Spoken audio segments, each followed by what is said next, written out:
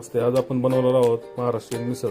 त्यासाठी लागणार आहेत खोबरं, आलं, लसूण, कांदा आणि कोथिंबीर इत्यादी साहित्य. आपल्याला लोखंडी पॅनमध्ये न तेल टाकता चांगलं असं भाजून घ्यायचं आहे.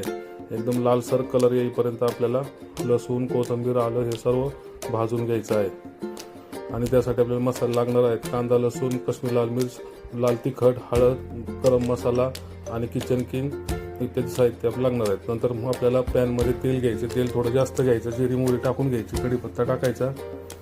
चांगलं तडतडलं की आपल्याला ते वाटण त्याचं करून घेतलेलं वाटण त्यात मिक्स करायचं आहे. चांगलं आपल्याला परतून घ्यायचं आहे मग वाटण. नंतर त्यात आपल्याला सर्व मसाले त्यात घालायचे आहेत. मसाले चांगले मिक्स करून घ्यायचे आहेत. चांगले तेल सुटेपर्यंत आपल्याला चांगलं परतायचं आहे. नंतर मोड आलेली मटकी, भिजवलेला आपला सुका वाटाणा हा सुद्धा याच्यात मिक्स करून घ्यायचा आहे आणि आपल्याला चांगलं परतून घ्यायचं त्याला त्यामध्येच मसाल्या. नंतर आपल्याला मीठ चवीनुसार टाकून घ्यायचं आहे आणि आपल्याला गरम पाणी टाकून आपल्याला 10 मिनटं त्याला उकळी घ्यायची आहे. चांगली उकळी आली की तयार आहे मिसळ.